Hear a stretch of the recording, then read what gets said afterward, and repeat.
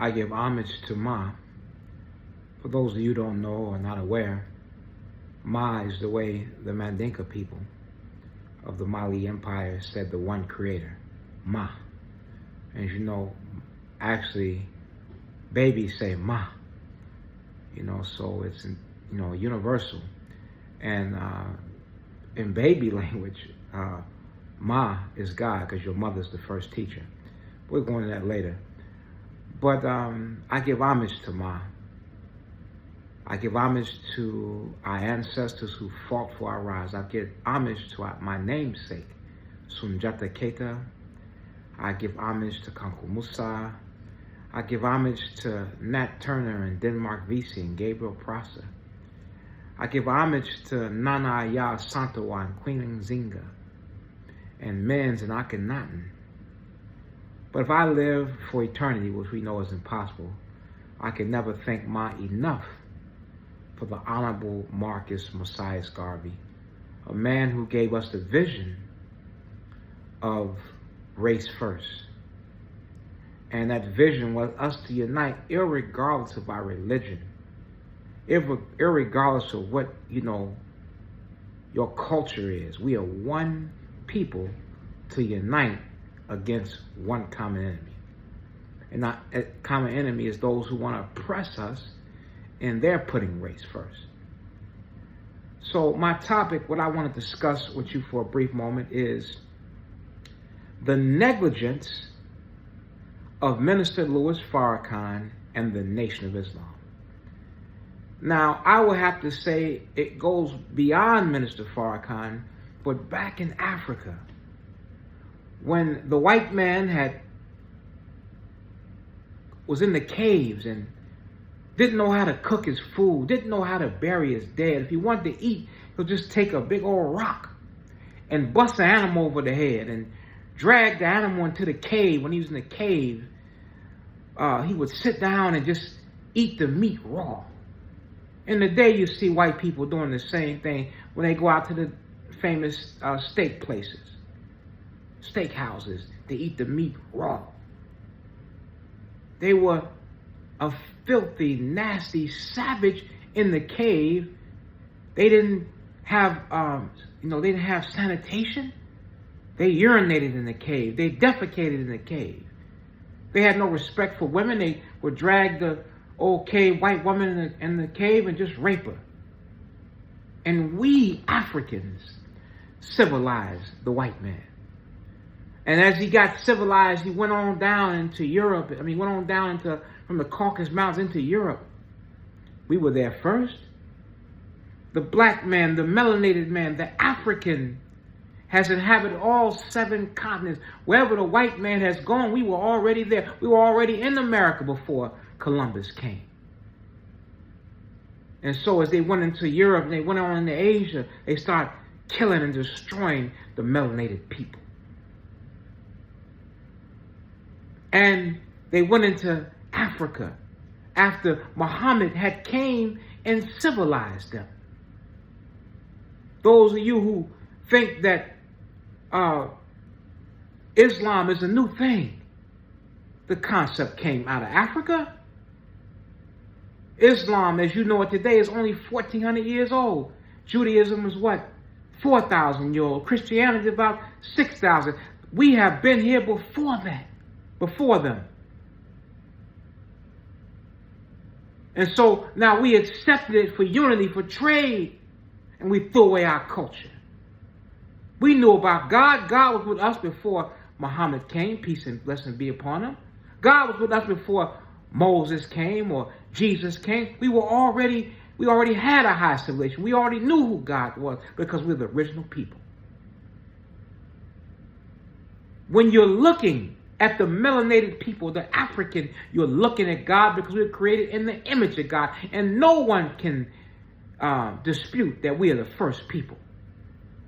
No one can dispute that all life comes out of Mother Africa. Mendel, the great scholars and scientists, say that melanated skin, which is dark skin, black skin, is dominant. Lighter skin is recessive. Brown eyes are dominant. Blue eyes are recessive. The recessive can never create the dominant, but the dominant always creates the recessive. I didn't say this. Garvey didn't say this. Mendel, a Caucasian scientist, said this. They knew that African people were here first, and all life form comes out of East Africa, in that area, linking the Khoi San people to the first original people. So that's undisputed. So you think we didn't have God? We were here centuries and centuries before the white man came? Thousands of years before the white man came. More than even that, we can't even count the number that we count the years that we've been here as African people. So we didn't need anybody, so we already had a solution. But that Arab was filthy. That Arab was nasty. That Arab was treacherous. The Arab didn't have respect for his women. He would bury his daughters. He was a dirty, filthy degenerate. And Muhammad came and raised them up. And this is why, peace and blessings be, this is why he said that 3 generations after me will no longer be of me. So he raised the Arab people up, and they now are degenerate, just like they was when he came. The little degenerate, filthy people with a little oil money. Now here's where the negligence comes in. So since we took Islam, we had those cultures way before they did. We had the principle of one God. We knew how to pray. When you see them doing the rock eyes, those are meditation positions, breathing exercises that come out of Mother Africa. You will see them on the walls of Kemet thousands of years before Prophet Muhammad came, peace and blessings be upon him. We were already doing that. But we accepted and say, we already knew this. Bilal already understood that. This is why the prophet said, peace and blessings be upon him. This is why he said he heard the steps of Bilal going into paradise before his own, because Bilal already understood the one God. He already knew that. But they didn't respect Bilal. They didn't make Bilal Khalifa. This is why Bilal got away from him. So now we begin to take it in Africa and give our culture up. Give our names up. Give our traditions up. And now our beautiful African names are hardly ever heard of today. Everybody's Muhammad. Everybody's Amadou. Everybody's Ishmael. Now, before there was a Abu Bakr or Ali, Usman, Jalil, Abdullah, those names existed before Islam came to the Arab. So how are those Muslim names? And we as Africans contributed to Islam greatly. When the Arabs were in trouble in Saudi Arabia, where did they go? They went to Abyssinia, to Ethiopia, and we saved and protected them when all people wanted to kill them. And now you can't get the Arab out of Ethiopia enslaving African women. We have to learn to value ourselves. That is the problem with Africa. And now that since we didn't have no say-so, all of the scholars are Arab, the caliphs were Arabs.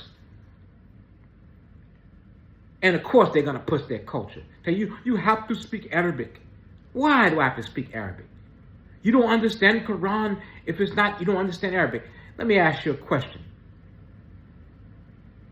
Life is not that difficult. You can sum up the essence of the Quran in a few statements. Worship only the Most High. Treat others as you want to be treated. And that was the example in life that Muhammad tried to give to the Arabs. So why do I have to speak Arab to understand that? He wanted the Arabs to respect each other, honor each other, stop being savages, and respect life. That's what he wanted to give them the example of. And to worship one God. We already had that concept. So what does speaking Arabic have to do with any of that? Because you speak Arabic, does it make you righteous? You see what they're doing? So this is why I say the Nation of Islam was negligent. Because the need for, after centuries of what the Arab done, after centuries of what the white man has done, after of oppressing us, we needed a message of black empowerment. And this is what Garvey did. Garvey didn't go by religion. He said race first. He united Christians and Muslims, Hebrews, atheists, all came under the banner of the Universal Negro Improvement Association, which Elijah Muhammad was a part of it. But now Elijah Muhammad was wise. He said, listen, I know that we're very religious people, so if I come and say I'm the messenger of God, they will follow me. And they say absolute power corrupts. Absolutely. So as he became powerful, he became negligent. Negligent how? Mansa K. Negligent in the fact that he got to do whatever he wanted to do. You couldn't question him. He told Malcolm, you cannot fornicate. He told Malcolm, you cannot commit adultery. If a member of the nation of Islam was caught fornicating, they were put out for 1 to 5 years. But yet he got 9 women pregnant and you couldn't question it. It was not Elijah Muhammad that built the nation of Islam. It was the people who got there and sold fish sandwiches and bean pies. And some people know, even if he asked for money, they go out and rob a bank to get the man money. And he let his sons and officials squander the wealth away. That's negligent. And not teaching us that there was a slave trade over in Saudi Arabia. Them people are not your damn brother. He went over there in the 50s. It was slavery going on in the 50s. Slavery did not end in Saudi Arabia until 1962. On paper. But there is still a slave trade going on today. So, Mr. Muhammad, we know you had good intentions, but you were negligent in not giving our people the truth. Nowhere in the University of Islam are they teaching about the trans-Sahara slave trade, the East African slave trade, the slave truncheons in Zanzibar. They didn't teach that. They don't teach it to this day. Now, Farrakhan, Elijah Muhammad was negligent. I don't think he knew as much about Arab culture and what the Arabs were doing to us. And when he did know, it was too late to call it back and say, I can't really tell you. It's because it would make him look foolish. But Farrakhan is an accomplice of the Arabs. He denied there was a slave trade in the Sudan. Mr. Francis Bach and many other brothers from the Sudan, the Dinka people, told you how the Arabs treated them. They were coming in, killing them in the name of religion. Francis Bach came from a loving mother, a loving father. They came in and massacred his family and took him to the North Sudan. And when he got there, they said they beat and abused him. And he asked his master, his slave master, his name was Juma. Imagine that, the damn Arab name after Friday prayer.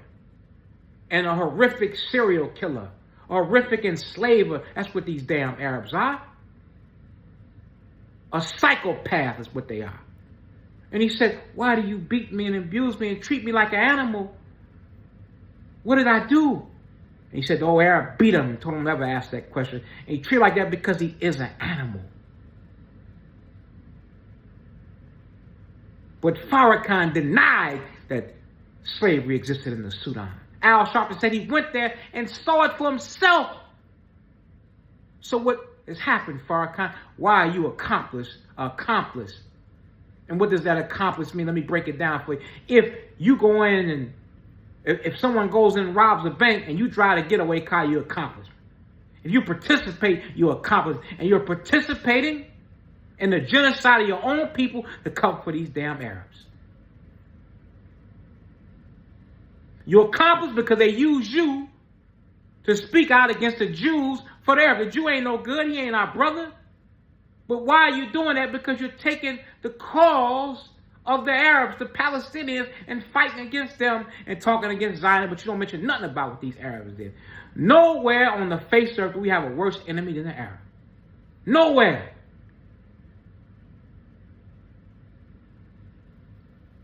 The Arab began a slave trade 1,500 years ago. They would march our babies across the desert sands. If they dropped dead, they didn't give a damn, they left them there. And when they got them into the Arab countries, they would castrate the men and call them eunuchs. And goddamn it, that's what Farrakhan is today. He's a eunuch. As he says, he doesn't have the testicular fortitude to speak up against these goddamn Arabs. Where your balls at, Farrakhan? Where are your balls at to speak out against the injustice that's happening to our people over in Saudi Arabia and Oman and Dubai and Kuwait?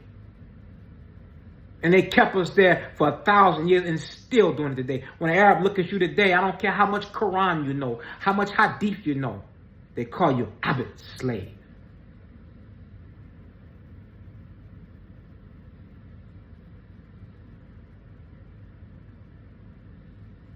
They call you Abd, slave.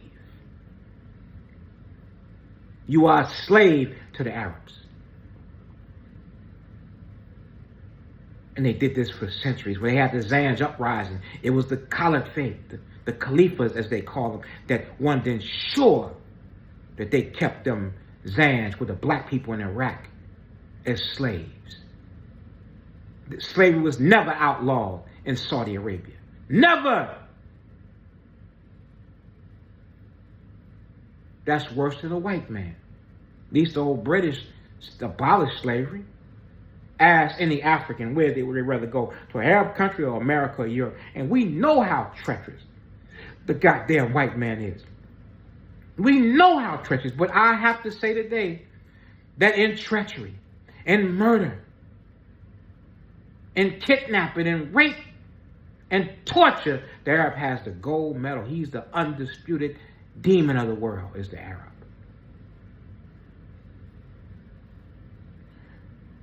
So I'm saying to us today, we have to stand up and unite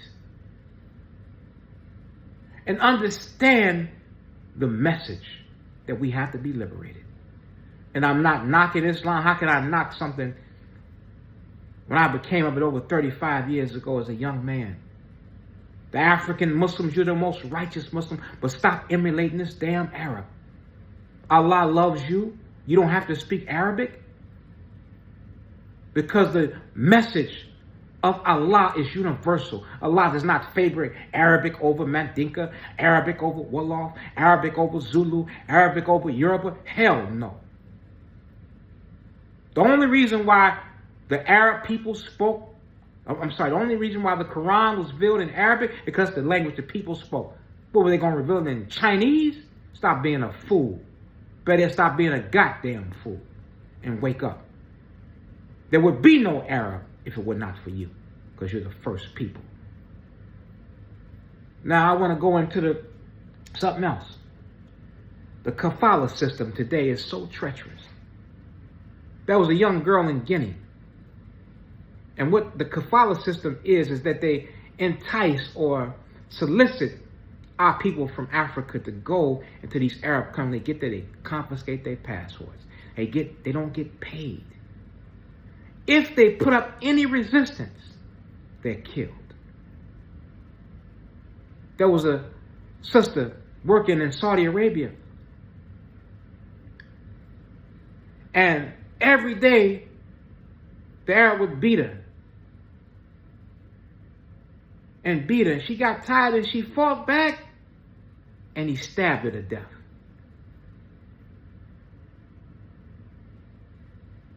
They rape our women. And sometimes the Arab, old nasty Arab's wife gets angry and kills the women for, because she can't resist. If she resists the man, a killer, if she resists the man, a killer, and she does it, the wife may kill her. And the bodies are being sent back to Kenya, Ethiopia, Uganda, sometimes Senegal, Mali, Guinea, every day in these Arab countries. A place where 1 billion people face every day, they're massacring our people every day. When they try to cross the borders because they say this is the holy land. I want to be where Muhammad walked, and I want to be there. I want to pray. I want to look at the Kaaba. As they come across, they're gunning them down with machine guns, killing Africans. And how is it that all of the millions of Africans, you don't open up your damn mouth? I charge you with goddamn negligence. I charge you with being a unit, castrated, having no testicles, not being a man, not being a woman to stand up for your people.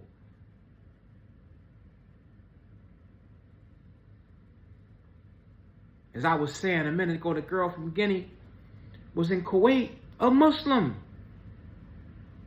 She knew Quran, she knew Hadith. So she wanted to say, I'm going to go work in a Muslim country, thinking she would be treated like a human being. When she got there, the lady said, you go out there and sleep with the animals. And she couldn't understand it. She thought, I'm a Muslim. Isn't Islam supposed to be a brotherhood? It doesn't matter the race. There's no superior over the Arab and non-Arab. Oh, but that's a bunch of crap. If Muhammad, peace and blessings be upon him, had to say that, that means they thought that way back then, and they're just as bad today. So this young sister from Guinea was sold on social media as a slave.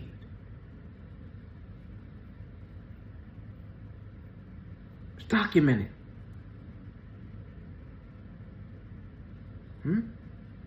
Documented. It's happened. Another sister named Joyce was enticed to go there. And if she was enticed to go there, she was supposed to be going to Saudi Arabia, the capital, and work for the royal family.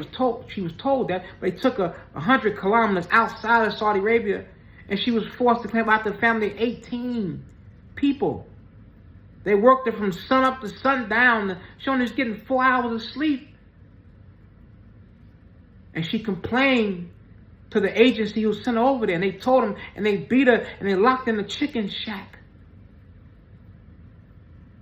And she was locked in a chicken shack. They let her out to clean. As she was cleaning, she found blood-soaked clothes and a SIM card that you only could buy in Kenya. And she knew that they had killed 2 other Kenyans there.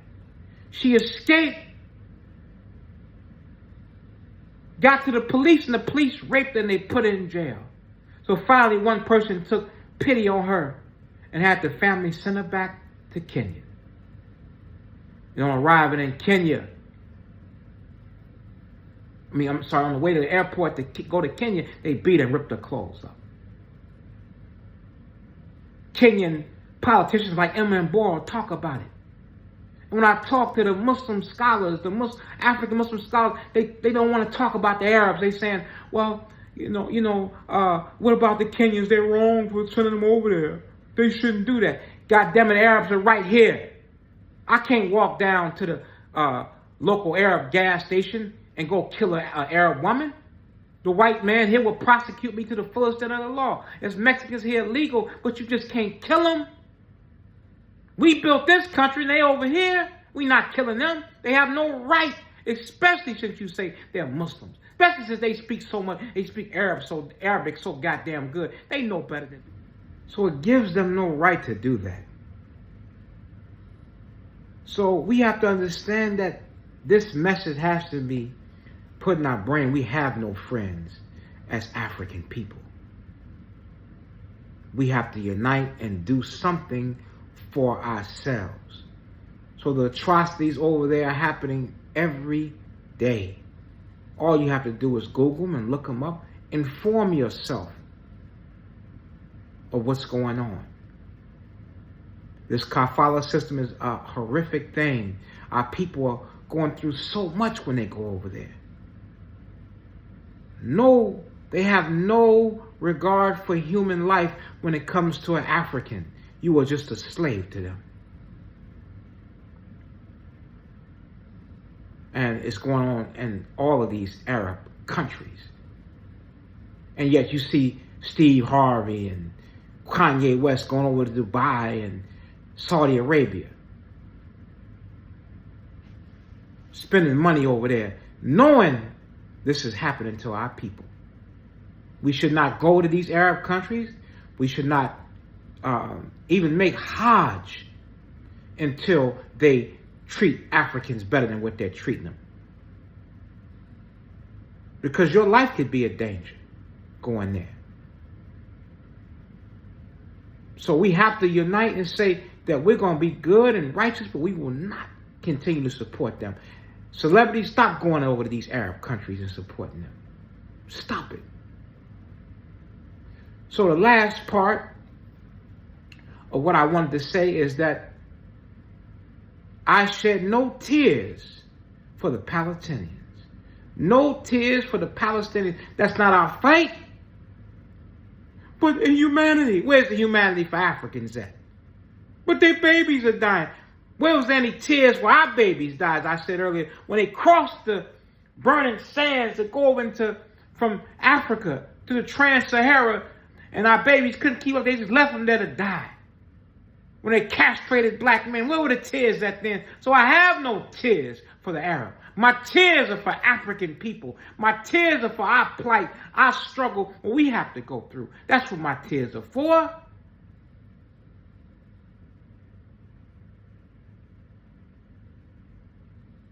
I cannot shed a tear for no other race but my own until justice is done. I'm all cried out.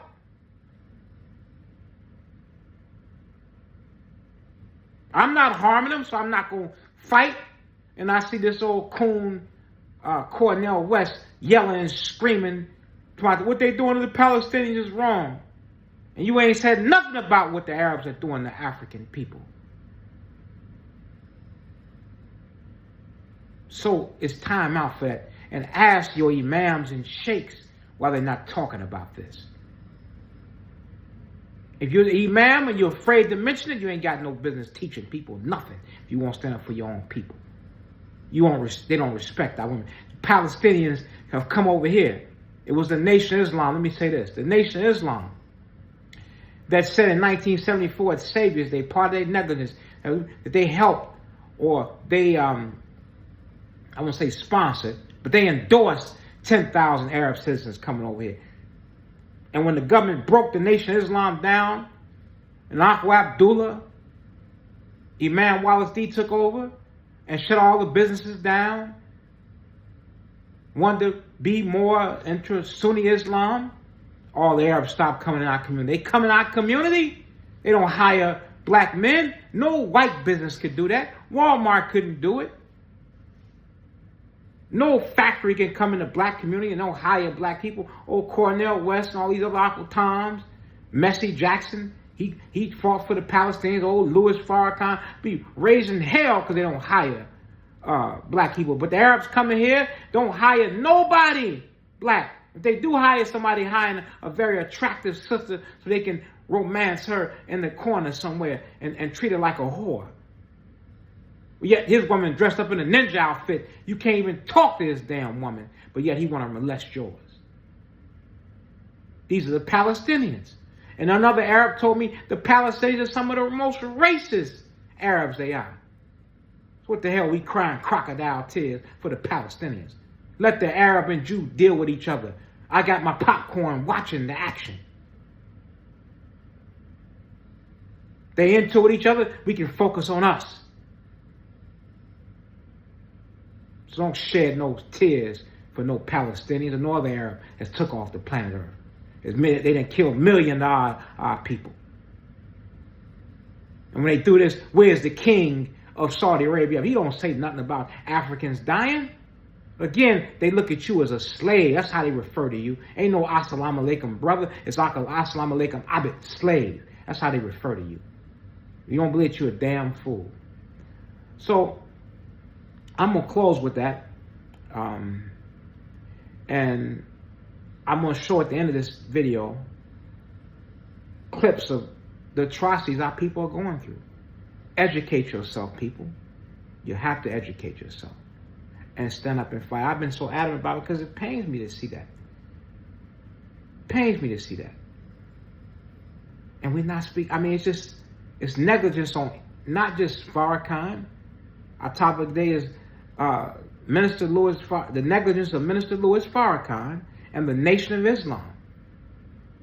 No tears for the Palestinians, but it's negligent on all our imams and sheikhs who won't talk about it. Again, Arabic has nothing to do with righteousness. It's just a communication system. So if someone deaf and they can't speak, they're not righteous? See, that's Arab nationalism they're teaching. And that's not what it's about. It's about being righteous and serving the Creator. That's what we have to really teach. Again, it's not an attack on our African brothers, or because like I said, Africans are the most righteous Muslims they are. There's no attack on you. It's an attack against that goddamn Arab, though. He ain't your friend. Stay from over there. And some people say that's wrong, but I have to ask you a question. Until when the believers in Islam left Mecca, they had to flee. They tried to assassinate Muhammad, peace and blessings be upon him. And they had to leave, and he had his cousin in his bed, and they tried to assassinate him. Found out it was Ali, his cousin. They had to go to Medina. When they came back 10,000 strong in a position of power. Then they were able to be respected in Mecca. When they went in, they took all the idols and all that out of the Kaaba. Well, that's how we as Africans got to go back. We got to go back strong. We're going to go over there and say, you're going to respect us. We're going to make you respect us. But don't go over there as no slave, because now when you go on as a slave. Because you go over there and know your people are suffering, and you don't got nothing to say about you, a goddamn slave. You know what's happening, you won't speak out against you a slave. See, it's easy to criticize Kenya, which they deserve criticism. It's easy to criticize Ethiopia, they deserve criticism, but you won't criticize the Arab. That's the mind of a slave when you do that. And I love you. I'm telling all of us that. That's why I'm speaking out. Because it's happening. It's not happening nowhere in the world like it's happening over there. So I thank you so much. May Ma be with you. And that's your night. So at the end, stay tuned. At the end of the clip, and I'll come back and close out. But we're going to let you see some of the clips. Well, in fact, I'm just going to close with the clips. And then, I don't have to close. We'll close with the clips. And you get to see what our people are doing and going through there. I love all of you. Imams, because I dare to criticize you, African imams, African shade, don't mean I don't love you. We got to stand up. Farrakhan, I love you. I love you, brother. But man, don't let these Arabs make no eunuch out of you. Don't let them make no eunuch out of you. All right? Thank you so much. My bless.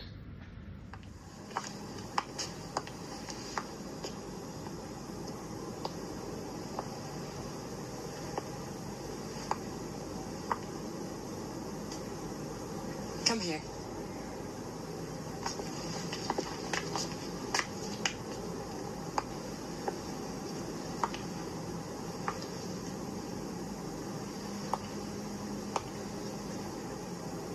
Open your mouth.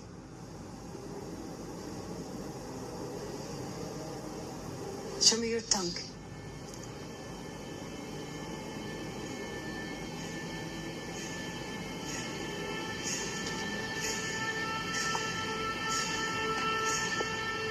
Do look, the little monkey still got her tongue out. I'll take her. Come and play in the fountain.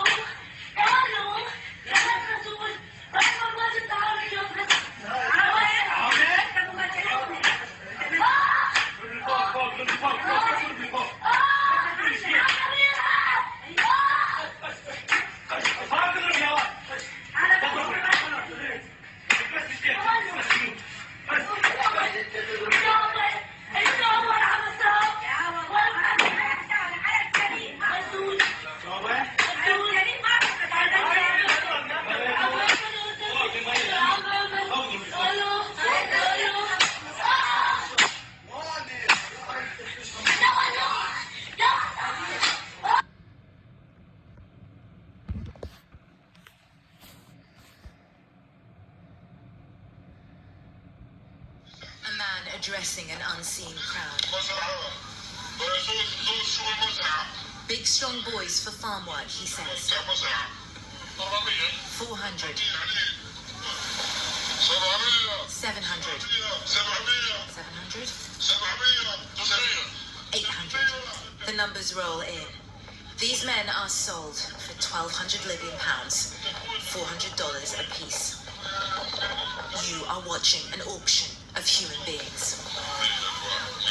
Another man, claiming to be a buyer. Off camera, someone asks, what happened to the ones from Niger? Sold off, he's told. CNN was sent this footage by a contact. After months of working, we were able to verify the authenticity of what you see here. We decided to travel to Libya to try and see for ourselves. We're now in Tripoli and we're starting to get a little bit more of a sense of how this all works. Our contacts are telling us that there are 1 to 2 of these auctions every month and that there is one happening in the next few hours. So we're going to head out of town and see if we can get some sort of access to it. For the safety of our contacts, we have agreed not to divulge the location of this auction, but the town we're driving to isn't the only one. Night falls. We travel through nondescript suburban neighborhoods, pretending to look for a missing person. Eventually, we stop outside a house like any other. Adjust our secret cameras and wait. Finally, it's time to move. We're ushered into one of 2 auctions happening on this same night. Crouched at the back of the yard, a floodlight obscuring much of the scene. One by one, men are brought out as the bidding begins. 400. 500. Board a flight to Saudi Arabia to secure jobs as domestic workers. It is a gamble on whether they will face abuse at the hands of their employers. The increase in reports of inhumane working conditions in the Middle East has been a thorn in the side of Kenya's labor force. Gina Kirori spoke to a 25-year-old who is currently stuck in Saudi Arabia and is desperate to come back home. When Patricia Wanja was cleaning the home of her Saudi Arabia employer, a gun placed on the coffee table sent chills down her spine, only adding to the web of trauma that she has endured in the weeks that she has been working as a domestic worker in the Middle East Kingdom. I was just so terrified. I was just so terrified. I just held it with a rag, the rag I was cleaning with, and I felt it was lighter and I just left it. While Wanja expected to earn 30,000 shillings a month in Saudi Arabia, the agency that facilitated her employment, identified as Mahara Human Resources Company, ended up paying her 25,983 shillings. I look at myself and I see the things I do, but when I remember that if I complain, I may be in prison, I just hold back. I just hold back and work as if nothing is wrong. Mahara, please. Wanja says that she has fallen ill during the weeks that she has been at her employer's home, but no efforts have been made to take her to any medical facility, which goes against the terms of her contract.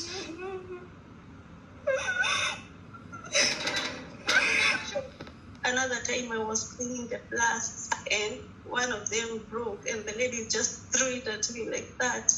And she was asking her husband, what do we do with her? And I got so scared. Her motivation for returning home is to see her 2 children once again, especially since they are aged 1 and 7 respectively. When I was coming here, I had told my daughter that I'm coming here so that we can build a home for ourselves, so that I can have some savings. And the desperation for lucrative job offers inside homes where they're overworked, underpaid, and physically abused.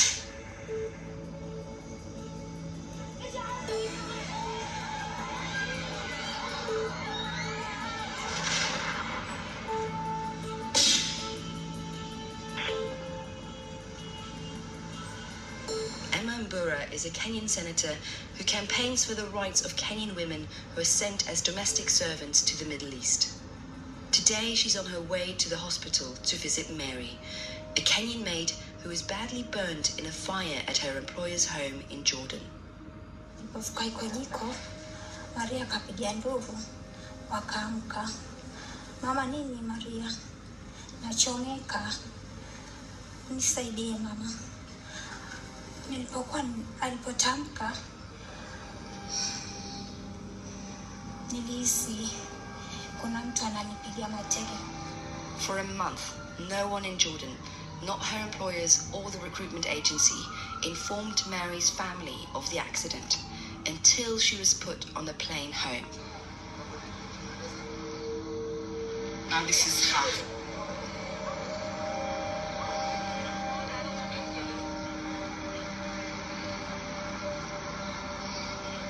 No, the world has come to know what is happening. As a mother, as a leader, I will not stand, I will not sit and watch this kind of... We are not animals. There is no slave trade anymore.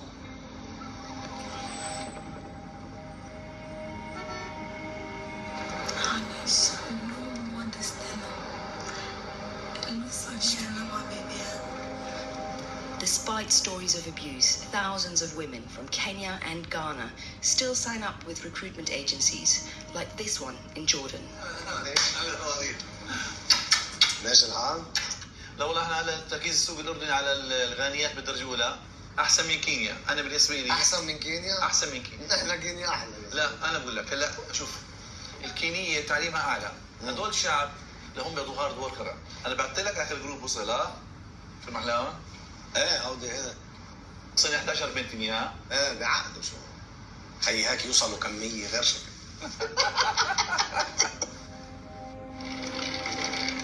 You are welcome here.